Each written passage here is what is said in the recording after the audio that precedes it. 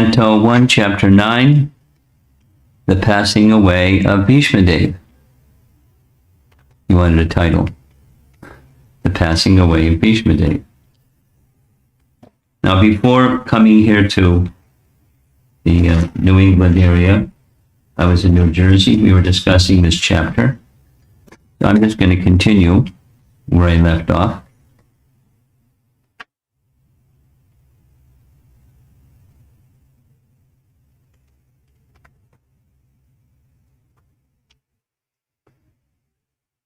Starting with text 17, 1:9:17. The scene in the chapter opens with the Pandavas now have become, Yudhishthira has become the king.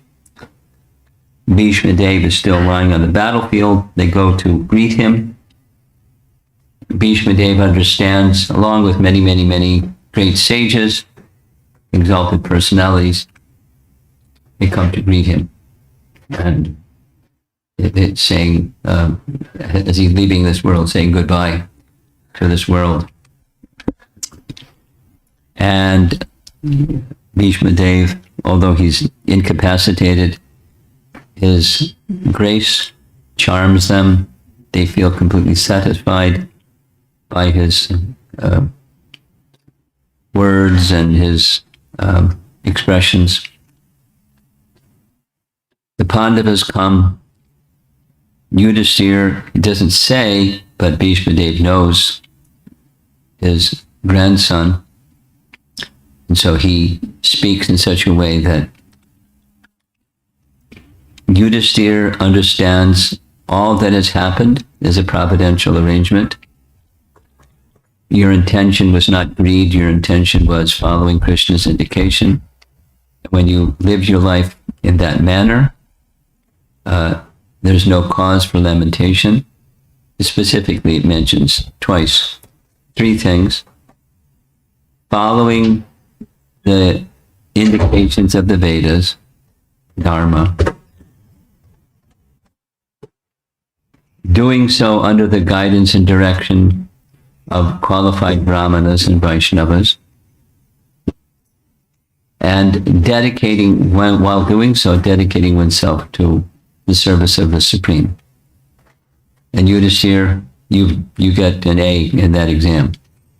All three boxes are checked, and therefore there's no cause of limitation. You should simply accept. Who can understand the plan? No one can understand the plan. So don't try to understand the plan. Simply look to your relationship with Krishna and carry on. Now comes text 17. Oh, best among the descendants of Bharata, Yudhishthira, I maintain, therefore, this tasmat. This is the summary of everything else that he has said so far. All this is within the plan of the Lord, accepting the inconceivable plan of the Lord. You must follow it. You are now the appointed administrative head, and my Lord, is his grandson, but he's addressing him as my Lord because of his administrative position. You should now take care of those subjects who are now rendered helpless. Purport by Srila Prabhupada. The popular saying is that a housewife teaches the daughter-in-law by teaching the daughter. Similarly, the Lord teaches the world by teaching the devotee. The devotee does not have to learn anything new from the Lord because the Lord teaches the sincere devotee always from within.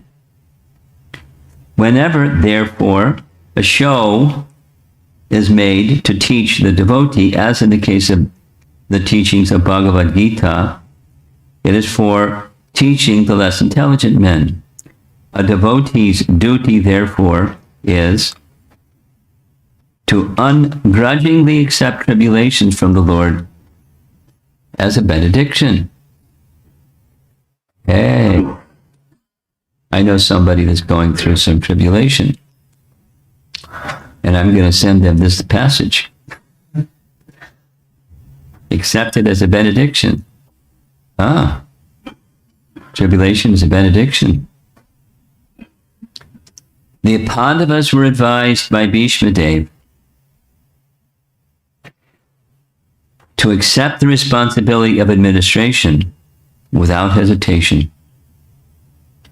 The poor subjects were without protection due to the battle of Kurukshetra, and they were awaiting the assumption of power by Maharaj Yudhisthira. Again, a pure devotee of the Lord accepts tribulations as favors from the Lord. How so? Well, taking deeper shelter, right? Since the Lord is absolute, there is no mundane difference between the two. That's nice. And then to live your life that way is something else. But that's the way the Bhagavatam is taking us. Text 18. Bhismadeva continues. This, Sri Krishna, is no other than the inconceivable original personality of Godhead. He is the first Narayana. Now this same inconceivable, achintya, is being used. The plan was achintya, and then the person is achintya. He is the first Narayana, the supreme enjoyer. But he is moving amongst the descendants of King Vrishni, just like one of us, and he is bewildering us with his self-created energy. Self-created energy. That's Mayaya. Mayaya, his self-created energy. So guess what? Prabhupada's going to speak about the scientists.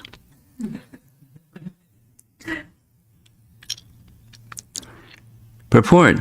The Vedic system of acquiring knowledge is the deductive process. The Vedic knowledge is received perfectly by disciplic succession from authorities. Such knowledge is never dogmatic, as ill-conceived by less intelligent persons. The mother is the authority to verify the identity of the father. She is the authority for such confidential knowledge. Therefore, authority is not dogmatic. In Bhagavad Gita, this truth is confirmed in the 4th chapter, 4.2, and the perfect system of learning it is to receive it from authority. The very same system is accepted universally as truth, but only the false arguer speaks against it. For example, our scientist friends. Modern spacecraft fly in the sky when the scientists say that they travel to the other side of the moon. Men believe these stories blindly because they have accepted the modern scientists as authorities. The authorities speak, and the people in general believe them. But in the case of Vedic truths, they have been taught not to believe. Even if they accept them, they give a different interpretation. Each and every man wants a direct perception of Vedic knowledge, but foolishly they deny it. This means that the misguided man can believe one authority, the scientist, but will reject the authority of the Vedas. The result is that people have degenerated. Paragraph. Here is an authority speaking about Sri Krishna as the original personality of Godhead and the first Narayana. Even such an impersonalist as Acharya Shankara has said in the beginning of his commentation on the Bhagavad Gita that Narayana, the personality of Godhead, is beyond the material creation. Prabhupada puts an asterisk and puts the Bhashya of Shankara at the bottom. Narayana Parobhyaktad, etc. The universe is one of the material creations, but Narayana is transcendental to such material paraphernalia. 2 more paragraphs. Bhismadeva is one of the 12 Mahajanas who know the principles of transcendental knowledge. His confirmation of Lord Sri Krishna being the original personality of Godhead is also corroborated by the impersonal Shankara. All other acharyas have also confirmed this statement, and thus there's no chance of not accepting Lord Sri Krishna as the original personality of Godhead. Bhismadeva says that he is the first Narayana. This is also confirmed by Brahmaji in the Bhagavatam 10:14-14. Krishna is the first Narayana. In the spiritual world, Vaikuntha, there are unlimited numbers of Narayanas who are all the same personality of Godhead and are considered to be the plenary expansions of the original personality of Godhead, Sri Krishna, the first form of Lord Sri Krishna. First expands himself as the form of Baladev, and Baladev expands in so many other forms such as Sankarshan, Pradumna, Aniruddha, Vasudeva, Narayana, Purusha, Rama, and Nrsimha. All these expansions are one and the same Vishnu Tattva, and Sri Krishna is the original source of all the plenary expansions.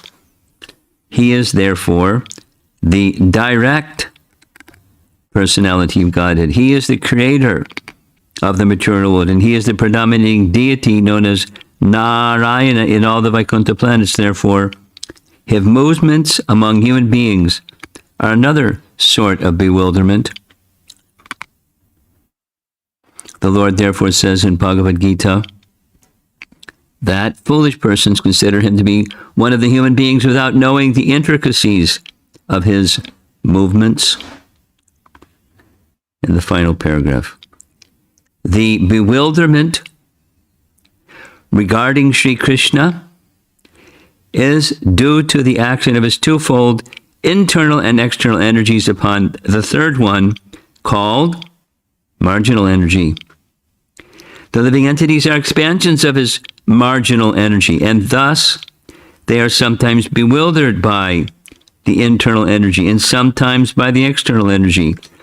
By internal energetic bewilderment, Sri Krishna expands himself into unlimited numbers of Narayans and exchanges or accepts transcendental loving service from the living entities in the transcendental world. And by his external energetic expansions, he incarnates himself in the material world among the men, animals, or demigods to reestablish his forgotten relationship with the living entities in different species of life. Wow. Great authorities like Bhishma, however, escape his bewilderment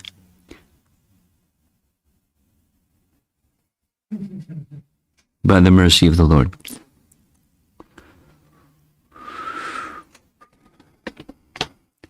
Bhagavatam is an expansion or further elucidation of Bhagavad Gita. The authority, Bhismadeva, is gifted with the power to understand not only Bhagavad Gita, but all kinds of truths, and he's eminently qualified to express them. So his expression here is not anything different than Bhagavad Gita's expression. It's just further elaboration. And because it's authoritative, one has to recognize the authoritativeness of what he's expressing and simply accept it. Because that's the process of knowing things based upon authority. Shabda Praman, if you accept as authority the scientist, then whatever the scientist says, because you accept the authority of the scientist, that becomes truth.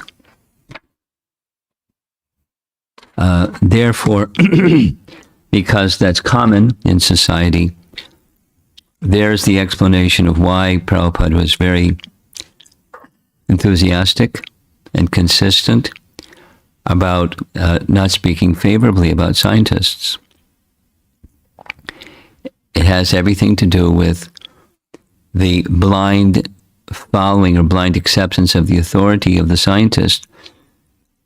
So Prabhupada regularly spared no hesitation in pointing out the deficiencies of that authority. And the principal one is the method of discernment. The method of discernment is the imperfect senses and the fallible power of reasoning to take a look at the data that comes from the senses and assemble it. Because of the defects of the conditioned soul, it's an imperfect process. Plus, those processes cannot reach into transcendence. I mean, we've, again and again and again, these points are expressed so clearly, so repetitively. It's like, okay, I get it. I was listening to a recorded lecture of Prabhupada speaking in Hyderabad. And as he would do often when speaking to Indian audiences, he would point out the American European devotees, how dedicated they are to the process of hearing. And because of that dedication to the process of hearing, they're giving up of the bad qualities and behaviors that used to be their lives and coming to the spiritual position. And he made a comment that they didn't know, but by speaking and repeating and so many times repeating, then it gradually made a cleansing effect and the message became clear. And now they're living with that. So the understanding is, if obstacles are addressed, obstacles of ignorance are addressed with the light of knowledge, the obstacle of ignorance is dismissed because light is stronger than darkness. So the point I wanted to emphasize is when anything repeats and repeats and repeats, the hearer or the observer should understand this is important. And when you understand it's important, then you may notch up your attentiveness because it's important. Plus, the message is the main, in Prabhupada's own expression, the main obstacle in furthering the message of Krishna, or the message of the Bhagavad Gita and Srimad Bhagavatam, is the blind faith that people have in science. So he would regularly, pull out his sword and chop at the blind faith that people have in science. It doesn't mean, to say that doesn't mean trash it. It means that it has its limitations. We're not impersonalists. We don't trash existence. We don't trash emotions. We don't trash things. We try to elevate them by the Vedic process.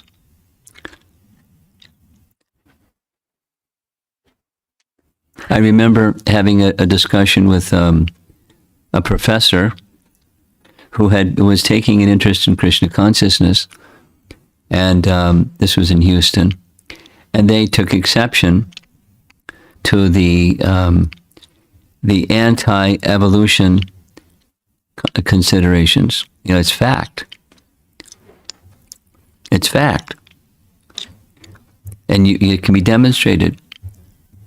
There was a nice devotee who was doing his PhD research, PhD work at Penn State, and he had to teach as a grad student a course in microbiology that was showing people in that course and demonstrating in the lab that there's evolution going on. When you have a petri dish and you create a culture of something or other, and then you can introduce an antibiotic to that petri dish and it kills things off, but then there's some morphing of what's going on in the petri dish, and there's some changes.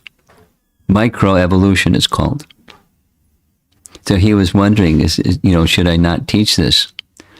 It's teaching evolution. But microevolution is not chemical evolution. That matter undergoes some changes. Right, Bo Vishaka? That matter undergoes changes in the course of time to accommodate circumstance is observable. Now, what's behind it, that's another thing. And another really big thing is chemical evolution. There's no such thing. No such thing. There's a brain, there's a controller, there's a supreme person behind the manifesting of varieties of life. It's so easy to understand, and yet some people, the scientists, many scientists, not all scientists, don't want to acknowledge it because of a predisposition. And that predisposition is an atheistic predisposition. There's answers to everything by studying, doing our research, etc., etc. We can create life and become eternal and all those things through science. We're getting better at it and better at it and better at it. Just let us go for some more time and we'll get it. We can create life. We can make life eternal. So, it's an obstacle. The ascending process of knowledge is an obstacle to the descending process of knowledge. And it has everything to do with the authority that one accepts. So if my mind is the authority, look out, here I come. And if someone that has really great mental capacity says, then that's like it. Or it's worthy of consideration, at least, until someone else comes along that has another idea. I'm getting distracted a little bit, but because Prabhupada would speak about it so often. And it's right here. And that's the cause of bewilderment. Maya, the self-created energy, bewilders the living entity. Same as in Bhagavad Gita. Mama Maya Duratyaya. Daiviyesha Gunamai, Mama Maya Duratyaya. And here's the same. That same, he's Krishna's before him. He's honoring Krishna. He's drawn Yudhisthira away from lamentation and thinking, I'm the cause of so much suffering. Shame on me. I feel bad because I'm the cause of others' suffering. But if it's the plan of the Lord, it's not to be lamented, whatever it is, not to be lamented. And then when misfortune, so this statement, when misfortune comes, how do you read it? It's a blessing. You may not be able to understand it while it's happening because it's misfortune. It looks like yuck. But when in the life of a devotee, when something that appears to be misfortune, it's somehow a blessing in different ways. Blessing. Taking away the root cause of our material existence, which is ignorance. That's the blessing. At least that's the opportunity for one who's a devotee, because that means they take deeper shelter of Sat and disconnect by force of circumstance with Asat, the temporary. So Bhismadeva's doing a great job. That's why he's a Mahajan. He knows Yudhishthira. He was acting like the father of all the Pandavas. He's addressing him as my lord. He wants him to, even before the Kurukshetra battle, he wanted Yudhishthira to become the king, although he fought on the other side. There was some dharmic reasons, but also some transcendental reasons. Without all of those, he actually wanted the Pandavas to become the king. He wanted Yudhishthira to become the king. And now, because that was also Krishna's plan, don't lament Krishna's plan. You may not be able to understand the plan. It's unintelligible or inexplicable. And that same inexplicable plan is same with the Supreme. Although he's saying things about the Supreme, he's saying things about Krishna. He's the original Narayan. And here he is, right in our midst. He's your cousin. And he's our Lord. And here he is. He's very kind. And all this is his inexplicable plan for the inexplicable Supreme Lord, who comes as Narayan to give us association, give us opportunities to serve him. What great fortune in the midst of what appears to be misfortune. It's a benediction. The philosophy is nice. It makes one smile. One feels good about the philosophy. And then when the misfortune comes, somehow something else happens. Feels like misfortune. Instead of, that's very nice.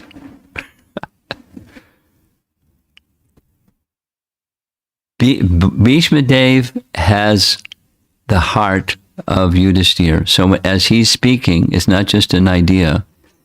It's the loving relationship between the two carries him out of that lamentation and remorseful space to taking up what Krishna wanted of him. And the citizens are needing. They're at this time in particular, they need a leadership. And you're the right one. This is what Krishna wants.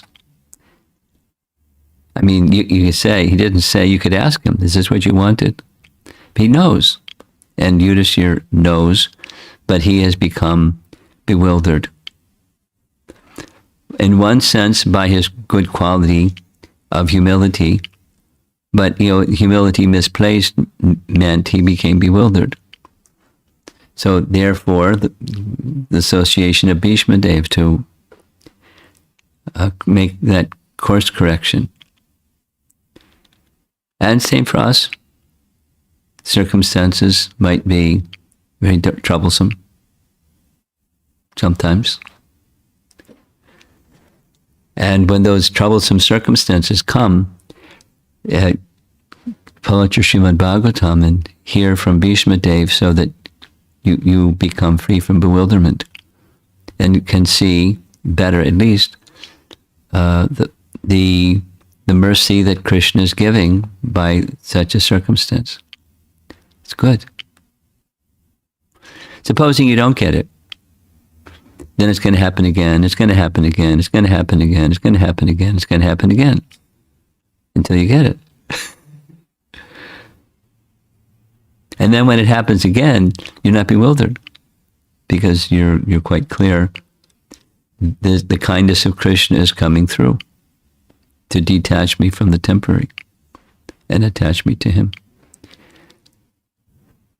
Nice lessons, then to apply them.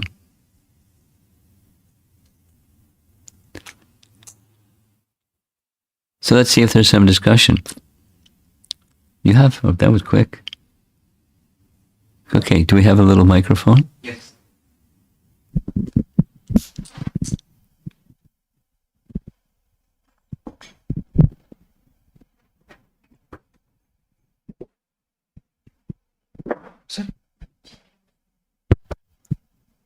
Thank you, Maharaj.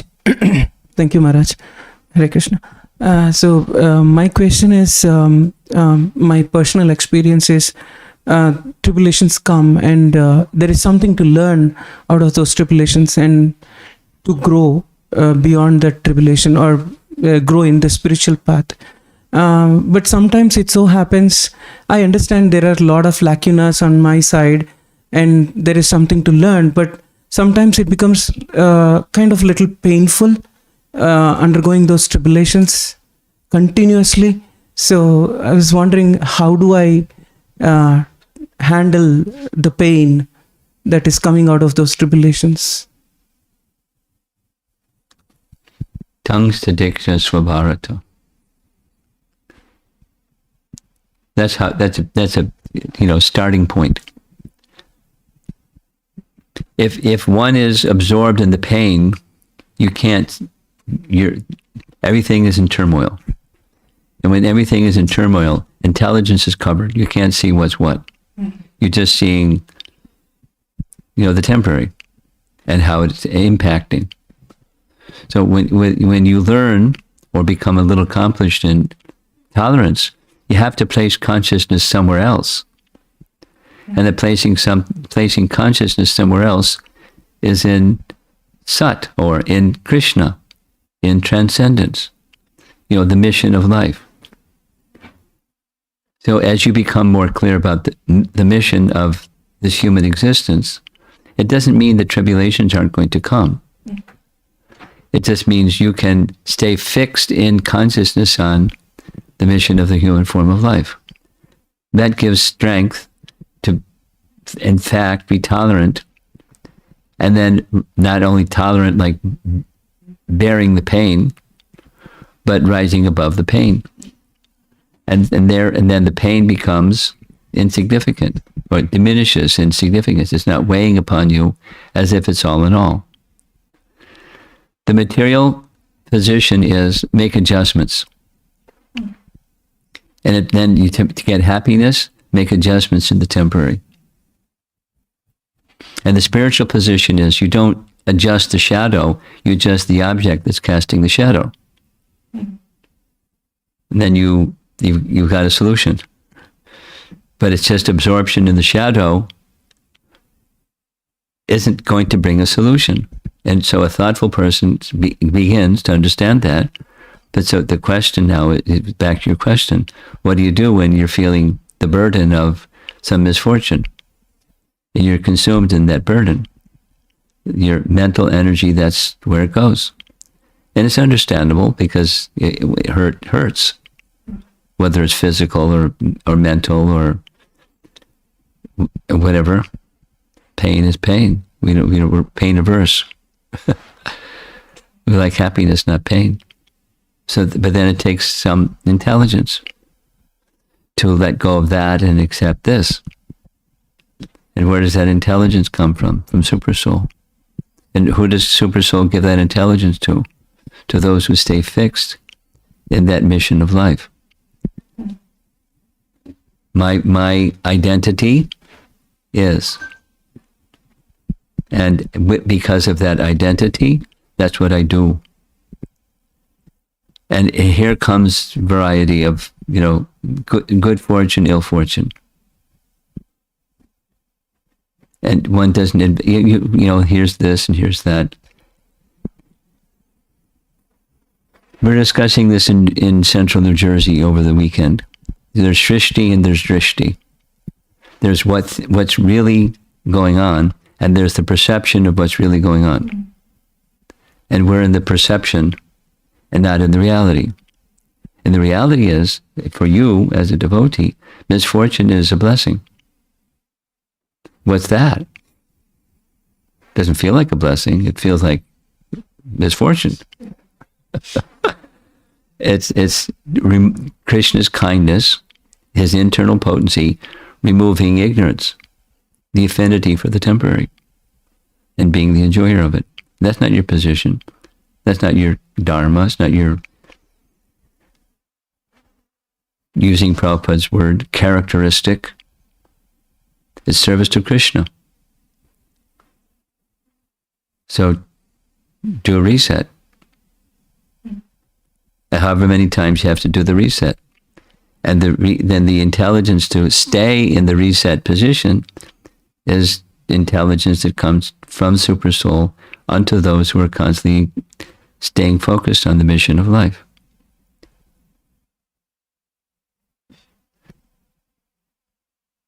That's what to do. Now, to do it takes practice and some purity.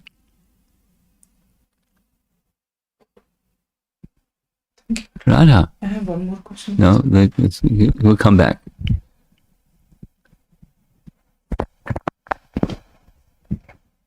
I have two questions, one from yesterday and one from today. So the one from yesterday was the six Goswamis, how are they related to each other? How they what? How are they related to each other? How are they related? Well, they're spiritual and material. Which do you want? Both? Material. Material. Well, three of them are related by family. Rupa and Sanatana were brothers, and their nephew was Jiva. That's three. So family related. And those three were brahmanas by both quality and by birth. Raghunath Bhatta was a brahmana from the father who was a brahmana. So that's a relation. They weren't biologically related, but related in terms of their characteristic. Gopal Bhatta, similarly, a brahmana. So there's five. But Raghunath Das was not. Not related in terms of their material, but his quality certainly was fully spiritual. Second. More? Yeah. So what stops other acharyas from being part of the six Goswamis or other brahmanas or disciples? Well, there were many. That's a nice question. Why only six? Because during Chaitanya Mahaprabhu's time, there were many very advanced persons. And each of those six were sent, with the exception of Jiva Goswami, he was sent by Lord Nityananda when Jiva wanted to go to where Lord Chaitanya was in Puri, when he was still present.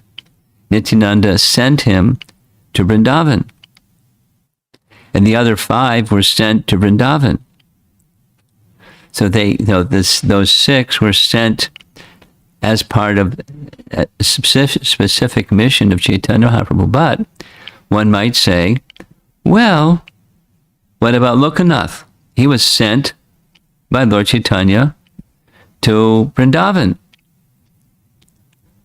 And he was attached to Lord Chaitanya, as were the Goswamis. Okay, he didn't write books, but Raghunath Bhatta didn't write books, so why six? Why not seven? Or more? And the only answer that I have to offer you is it has become tradition, and there's strength in tradition. It's a Sanskrit rule, in fact. A meaning of something can be taken from tradition. And so how did the tradition evolve? How did it become six instead of some other number? I don't know the history of how that came about, the Sad Goswami, other than Srinivasacharya. Srinivasacharya was a disciple of Gopal Bhatta and instructed by Jiva Goswami. So Srinivasacharya, from that time, Sad Goswami Astaka. So he's a great authority. And it was Sad Goswami. So since that time, it's the six Goswamis. So what was the criterion for Srinivasacharya to say Sad Goswami instead of something else? I don't know. but it was prevalent at that time and since. Is that it? More? Yeah, I can move on to the next. That's it. Yeah. So my next question is that, you said Srila Prabhupada doesn't like the scientists? Srila Prabhupada what? Doesn't like the scientists. Can we... Does not like the science. The volume is not good. Go ahead, try again. I mean, you're not a quiet girl, so I mean, I don't know, I can't hear. Go ahead. Srila Prabhupada didn't like the scientists. Yeah, but a lot of people... It's not that he didn't like the scientists. That he was taking exception to the blind faith that people have in them and some of the conclusions they reached because of the methodology that they had. The behavior is one thing and the person is another thing. That's my point. Okay, so, but then the people over here, they like scientists because... Because all the other kids like scientists, so I want to be accepted by all the other kids. Yeah. And so then people would question Srila Prabhupada why they're hating the scientists. Why? Speak right into the microphone. Why they're hating the scientists. Why do they like the scientists? Yeah. Because all the other kids are doing it. It's just conditioning. Why do people get tattoos? All the other kids are doing it. Not all the other kids. Lots of kids are doing it. The cool kids are doing it. Let me get some tattoos. When I was growing up, it changed. When I was growing up, there's only one group of people that got tattoos. Or two. Pirates and sailors. Have you heard the name Norman Rockwell? He was an American artist. And, he would show sailors getting tattoos on their shoulder. Susie with a heart and an arrow. And he'd cross that out. Then it's Sally. Cross that out. Because he had different girlfriends. So the sailor would have a tattoo put on his arm.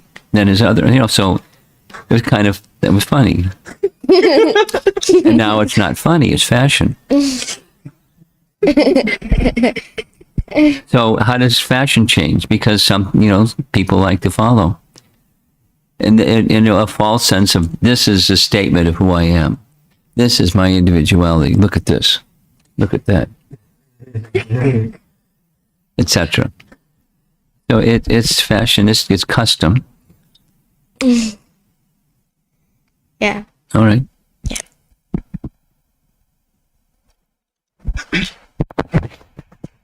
Yeah. So this is a question that I keep getting asked. So I thought I'll ask.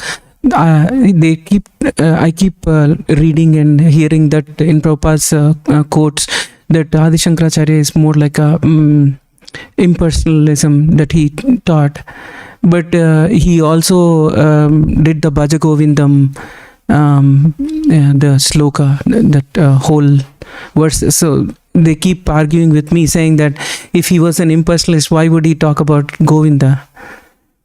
So I didn't know how to answer that. So the position of people who are speaking this, what is their position? Their position is he was actually a devotee, not an impersonalist. Yes. Oh, yes. Gosh. What was his understanding, generally speaking, aside from exceptional things? What was his understanding of who is Govinda or who is Krishna? You know the answer. Yes. So that's the answer. When he said, so ask an Adi Shankara follower, and or a sannyasi or something like that. When he said this or wrote this, what did he mean? And they'll tell you what he meant. No, Prabhupada was taking advantage of what he said, and it's good propaganda. But you ask a Vaishnava, this is what he meant. You ask an impersonalist, this is what he meant. You get two different answers. You follow? It's very clear what his philosophy is. He wasn't unclear, very clear. So when he said such and such, That's what he meant. Okay? You got it? Sure, Maharaj. Thank you. You're ready to answer that question next time it's asked, right? Yes, Maharaj. Okay. Thank you. Guru Maharaj, this is about Bhismadev's day of passing away. Somebody asked me this and I did not know the answer. Is Bhishma Panchaka day the day that when he left his body? He left on Makara Sankranti. Okay. Why? He left because that was the day that the sun starts to move in the northern direction. And he didn't need to, follow that rule. But he was following that rule because he had the choice and he followed that rule. For what reason? To encourage people who want to become yogis to, hold on till Makara Sankranti or something. It's in the 8th chapter of Bhagavad Gita. The sun's moving in the northerly direction. That's when he passed. And that was the same day when Krishna was standing in front of him. Yes. So Bhishma Panchaka doesn't have anything to do with his leaving his... I don't know what Bhishma Panchaka has to do with. I don't Okay. have the answer to that. Okay, Maharaj. And another question is in Bhagavatam, like one of these verses says that while he was leaving I've read some things, excuse me, I've read some things, and I don't know if those things that I read are authoritative, so I don't want to repeat, because all kinds of, I don't repeat those things. Some say this, some say that, and I don't know. Maharaj. And then one of the verses says that he wanted to see Lord in his Narayan form in one of the verses in this chapter. But the worshipable deity or the form of the Lord for him was the Shamsundar form of Krishna. Is that the right understanding? Because The worshipable form for Bhishma was what? was the Shamsundar form of the Lord versus... His meditation at the time of passing was in Shoras Rasa. And not Sham Sundar in Vrindavan. I mean, it's a two-armed form because Krishna wasn't showing a four-armed form when he was raising the chariot wheel. It was a two-armed form. But that was what his meditation was absorbed in.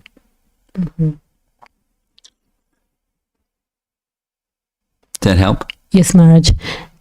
Just one more thing. Is there any description of Bhishma Dev's transition into a very deep devotion towards Krishna, or was it he's always considered as a Nitya, Siddha devotee? These kinds of things have good arguments on both sides. Okay. Some might say, and some might say. Mm-hmm. Now, who was Bhishma Dev before he was Bhishma Dev? He was a Vasu. Yeah, Maharaj. So follow that thread and see where it takes you. He's a Vasu. Now, to become a Vasu, are you a Nityasiddha? Or if you're, become perfect, that's different. And he was cursed because of bad behavior. So he's not Nityasiddha, unless the bad behavior was induced. So he became perfect. That's a reason. I've not read anything from our acharyas that said this or that. And even if one said this, there might be another that says that. Now, how did it be? So it's something like, not the same, but Vasudeva and Devaki. Who were they before they were Vasudeva and Devaki? Or Drona and Dara. Who were they? And it's very involved. From the spiritual world, Yashoda and Nanda expanded themselves partially as Drona and Dara. And then they had a desire to have a child, and the benediction was given, very good. Krishna is going to appear soon. You can go and become his mother and father. It's very complicated. Then they entered the body of the eternal Nanda and Yasoda, and when it was time for the pastimes of Krishna to be wound up, they went back to the heavenly realm, Drona and Dara. But so they're not ordinary living entities, but they're living entities engaged in some wonderful, amazing, not easy to understand pastime of Krishna's appearance. They had some function. We don't have any indication like that of Vasu, the Vasu who became Bhishma, or Deva Vrata, then became Bhishma. We don't have any indication like that. So how are we going to understand these things? We understand these things on descending process of knowledge. We were relying upon our acharyas because otherwise we don't have any position to make any statement about anything. You know, even what's in front of your nose, what to speak of what's in the Puranas. And those acharyas, largely they speak simply from scripture, and then they may know some scripture that we don't have access to. But we rely upon our acharyas, or rely upon the scripture, and their realization of what scripture says. And sometimes the acharyas will say this, and other acharya will say that. And it's just, the territory. We have to become, familiar with the territory. And our faith goes to those authorities, those great souls.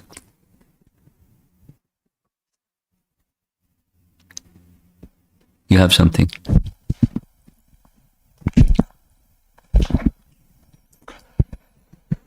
Maharaj, when we hear about the plan of the Supreme Lord, what is the granularity of that plan that we should be thinking? Granularity. Yes, in the sense like... Granularity? I never heard that word before. Granularity. Where's your dictionary? Unpack that one, please. Okay. What I mean is that at our level, like there are a lot of interactions with our conditioned nature, karma going on, and the different situations of life that we get, they are just a product generally of our own karma.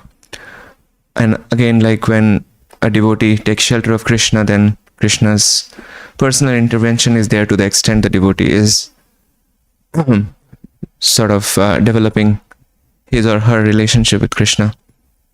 So the plan of the Lord can be seen either at a very detailed level where Krishna is orchestrating every minute things that are going on in one's life, and then plan of the Lord could be at a high level where a devotee, it's more directional, that could maybe 50 years from now the devotee would be in a particular place. So I'm just trying to understand, when we hear about the plan of the Lord,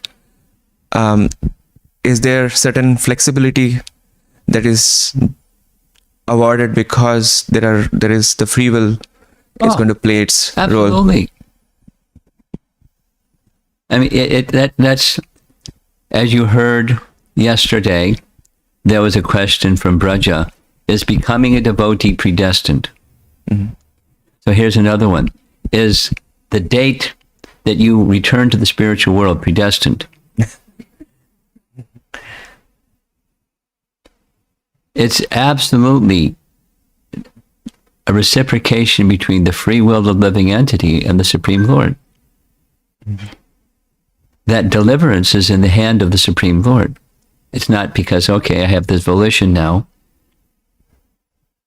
please deliver. It's a factor for sure. And it's not predestined. And it's, the sweet will of the Lord So the plan of the Lord, which is your question, is a reciprocation, moment to moment, with the Supreme Controller, the Supreme Loving Personality of Godhead, Loving Father. It's moment to moment. A nice example of this that comes to mind is Gopakumar returning to the spiritual world. And it's in Vaikuntha, but Lord Narayan in Vaikuntha says, I wanted, and I was thinking maybe he'll come back in this lifetime, but you didn't come, etc. So there's reciprocation. It's the free will is a big factor in transcendental experiences. And the Supreme Lord is another factor in transcendental experiences. And it's a reciprocation of the two.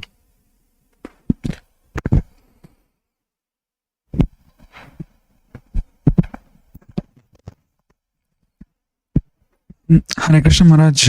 Can you free that cable so he can... Yeah. So, in today's lecture, you mentioned that the ascending knowledge is an obstacle to the descending knowledge. I understand the descending knowledge here means the spiritual knowledge that we receive through the Guru Parampara. So, how can you describe the scientific knowledge as ascending You knowledge? speak slower. You speak like you drive.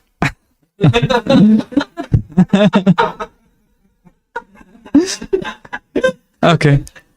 So, in today's lecture, you mentioned the ascending knowledge. The I ascending. got that part. Just do the going forward slower, please. Okay.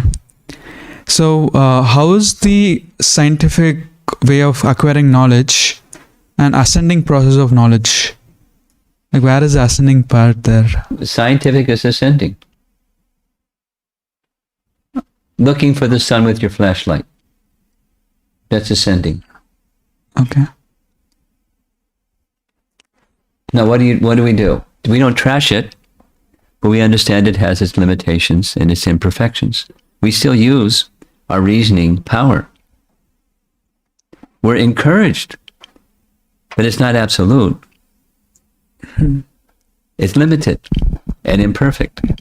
We still use it. Look at our body. We use it in service to Krishna. But it's not final. The final is the descending. We use the faculties that we have aligned with this confirmation of descending knowledge. Is that all right? You got it?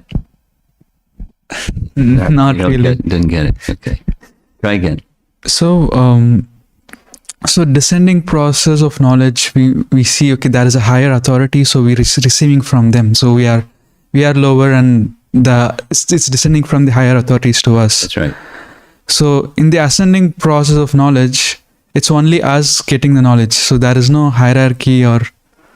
Well, there may be some hierarchy. A scientist, Puffy Wuffy, said, and then he said. So we have to analyze and compare our understanding with Professor Puffy Wuffy, because we accept they have the authority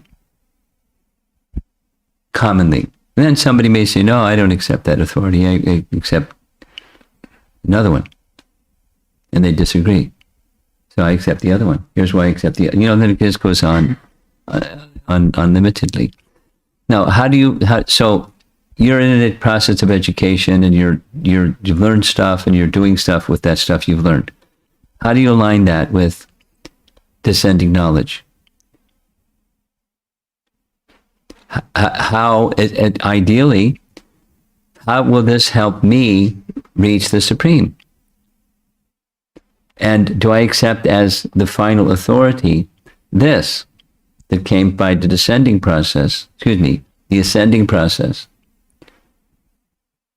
as that's it?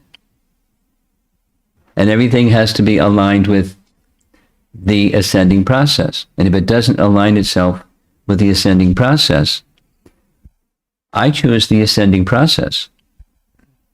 The two classic examples.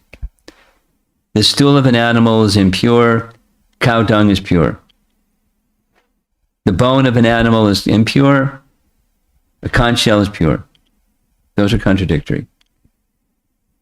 A scientist is going to say, what's wrong with you people?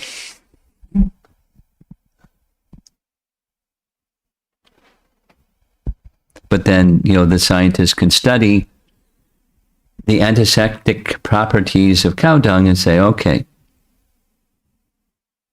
But one need not do that with scientific validation. One simply accepts that's the descending process. But we want to align, if to the degree that we're engaged in the ascending process, align it with the descending. So even if I can't sort it out, like what's the dimension of the universe? Something that's empiric. And my instruments say, that's not it, it's this. So if I'm a scientist, I'm going to say it's this. That's wrong, because this is right. So when we're engaged in the ascending process of the experience of life, we subordinate that to the descending process. That's how a devotee, we don't trash it, but it's not our ultimate authority. So we're straddling, two positions. And the ultimate one is the ultimate one. That's faith in Shabda. And, at some point in time, I may become not so interested anymore in the ascending process and how that works. How that brings happiness, because it doesn't bring happiness. It doesn't bring tranquility. It doesn't bring harmony. It breeds other things. And so I may want to step back from that. I mean, take Prabhupada's life. He was a chemist. And he used it. When speaking, he would explain things, sulfuric acid, this and that, the other thing. So he had some knowledge from but his faith was not in that. He would use it to help people understand things. He would use it in service to Krishna. But ultimately, it was the descending knowledge, for sure. So we're not there yet, but that's the principle. I'm going to end. Well, online question. Last online question. This question is from Amara Mataji. Hare Krishna Maharaj. We have heard that he is more eager for us to come to him than how much we want to go to him. How does Krishna himself bewilder us? How does he deliver us? Bewilder us? Mm-hmm. While he wants us to come to him. Well, we got 1 foot each in 2 boats. So we don't want the bewilderment, but we want the boat. The boat of, false ego and enjoying and all those things. Lording and, we're conditioned souls. So we still have our foot in that boat. So we get bewildered. It's not like he wants to bewilder us, but we want something that's, not meant to be. So it's Maya. You have to have Maya to get something that's not meant to be. Srila Prabhupada ki jai. Thank you.